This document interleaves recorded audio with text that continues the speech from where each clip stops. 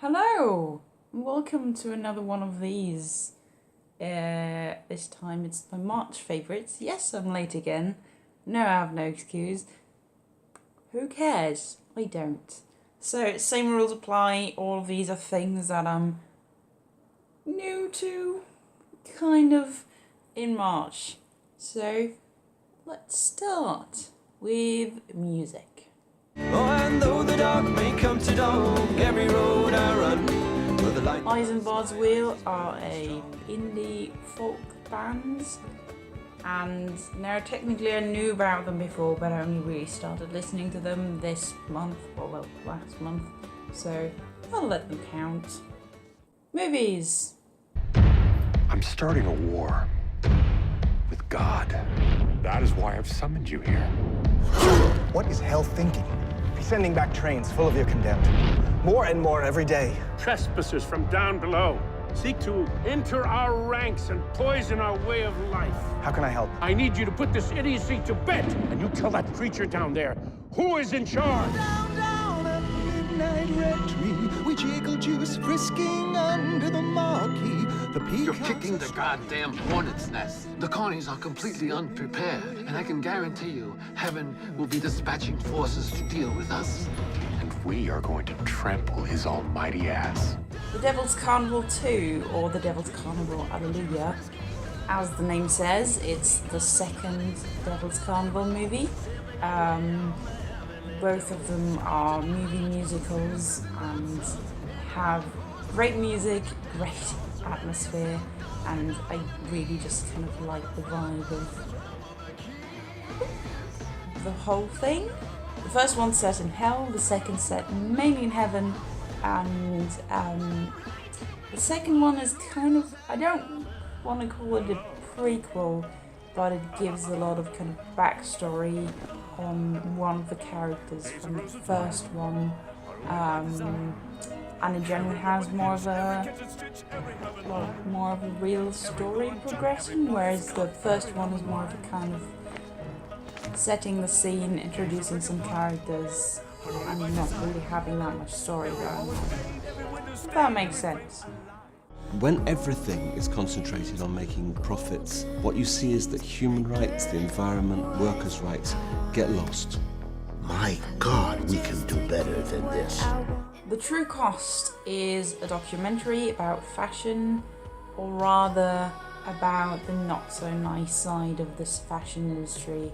And it covers all sorts of things from like the treatment of workers to environmental destruction, and I'd say he does a really good job at kind of giving a comprehensive overview of all of the things that are related to fashion.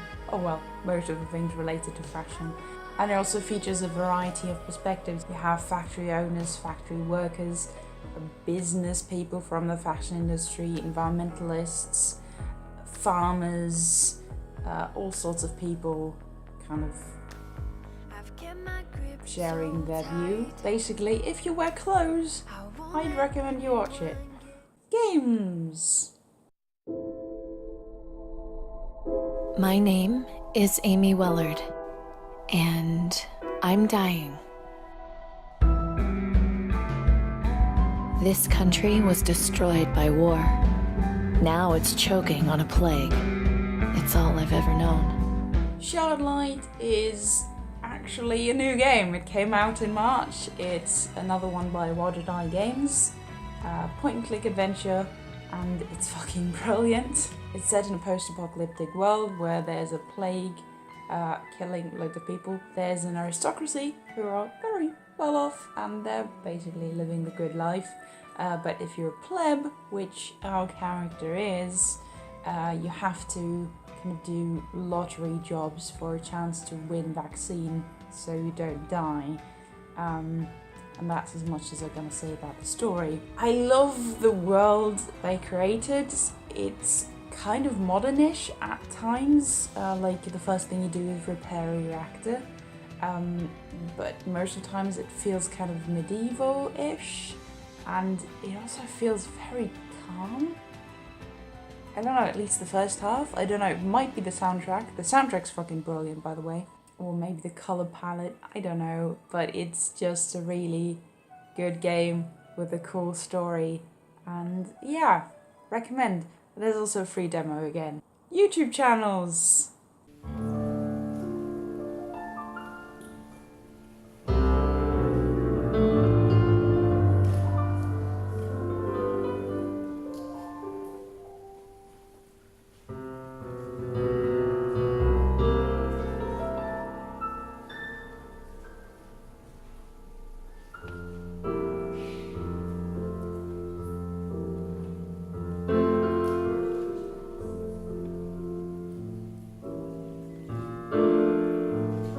Clan named Blackbook, which is a fucking tongue twister. I could have put that into music because, well, it's a channel with like 4 or 5 pieces of music.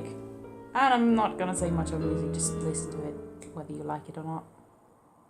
Other things. Beans with ginger. I love beans, as in baked beans. Other beans as well, but that's not what I'm talking about here. And I love ginger. And turns out if you put them together, they taste great. Just fry up some fresh ginger and put it into your beans, and that's it really. It's tasty. And that's all I have for March. What are your favourites or whatever? Comments, and I'll see you tomorrow. Bye.